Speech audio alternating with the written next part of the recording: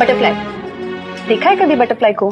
Park में जाते हो तो आप जब बटरफ्लाई के पास धीरे धीरे जाते हो और आप उसको टच करने वाले होते हो तो बटरफ्लाई क्या करती है? उसे अच्छा नहीं लगता, वो फ्लाई कर जाती है। डॉगी, कोई डॉगी अगर डॉगी आपको रास्ते पे दिखता है जिसको आप नहीं जानते और आपको वो भी नहीं जानता, लेकिन अगर आप उसको टच करने जाओ तो वो क्या करेगा?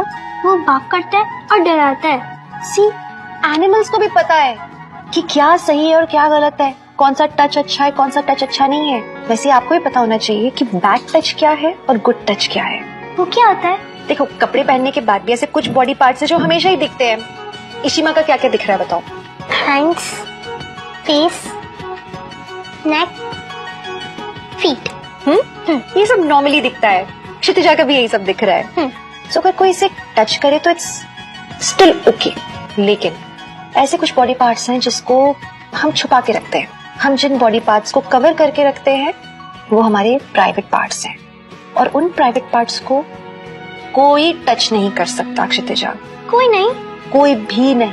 प्राइवेट बॉडी पार्ट्स हैं, ये आपके हैं। इन पे सिर्फ और सिर्फ आपका हक बनता है। आपके परमिशन के बिना ना कोई इन्हें देख सकता है, ना कोई इन्हें छू सकता है, ना ही आप कभी किसी और पार्ट्स देख सकते हो। जितने भी लोग हैं वो हमारे कितने भी क्लोज रिलेटिव्स क्यों ना हो, जैसे कभी कोई अप्पा के फ्रेंड आते हैं या अम्मा के कोई फ्रेंड्स हो या कोई हमारे और रिलेटिव्स हो या कोई आपके भाई, इनमें से कोई भी आके अगर आपको थोड़ा अलग ढंग से अगर टच करता है तो वो बैड टच की कैटेगरी में आ जाता है।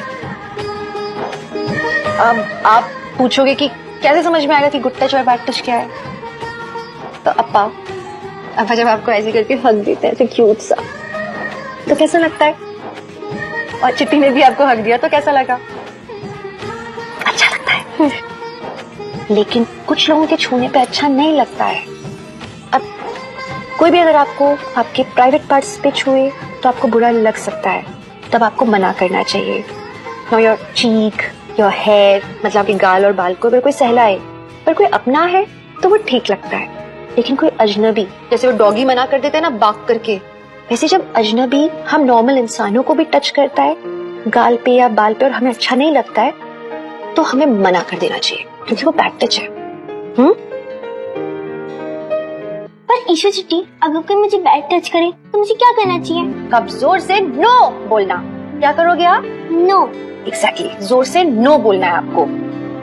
अगर आपको कोई बोले कि ये हमारे बीच का सीक्रेट है और आपको टच करे गलत ढंग से और बोले कि अम्मा पापा को मत बताना, ये सिर्फ हम दोनों के बीच की बात है, तो जोर से नो बोल के वहां से भाग जाना और भाग के सीधे अम्मा पापा के पास आना और उनको बताना इस बारे में। क्योंकि ऐसी कोई भी बात नहीं है जो कि आप अम्मा पापा के साथ शेयर नहीं कर सकते। क्यों? अगर आपको कभी भी कंफ्यूजन होता है, आपको समझ में नहीं आता है कि क्या बात अच्छी है और क्या बात बुरी है, तो उस कंफ्यूजन को सॉल्व करने का सबसे अच्छा तरीका पता है क्या है? आप मन में ये सोचो कि क्या ये बात मैं अम्मा पापा को बता पाऊंगी? अगर आप वो बात अम्मा पापा को बता पाते हो तो वो बात अच्छी बात है। और दूसरी बात, अगर कभी कोई आपको ऐसे बोलता है कि ये सीक्रेट है और अम्मा पापा को नहीं बताओ, तो फिर तो 100% आप वहां से भाग जाओ और जाके सबसे पहले अम्मा पापा को बताओ। क्योंकि अम्मा पापा और आपके बीच में कभी भी ऐसी कोई बात नहीं होनी चाहिए जो छुपी हो। और अगर कभी कोई ऐसा कुछ करता भी है ना आपके साथ, तो उसमें आप कभी गलत नहीं होगे। हमेशा याद रखना, अम्मा पापा, आपकी चिट्टी, पार्टी हमेशा आप पे बिलीव करेंगे, आपका ही साथ देंगे हम हमेशा। So you should always remember कि गुड टच क्या है और बैड टच क्या है। एक बात और है, अगर कभी कोई अचानक आया आपके पास और आपसे बोला कि अम्मा पापा बुला रहे हैं जल्दी चलो, लेकिन आप उसको जानते नहीं हो, स्ट्रेंजर है, तो आप क्या करोगे? या उसने बोला कि अम्मा पापा का एक्सीडेंट हो गया चलो चलो, तो आप भाग के उसके साथ चले जाओगे? नहीं, उसके साथ नहीं जाना है।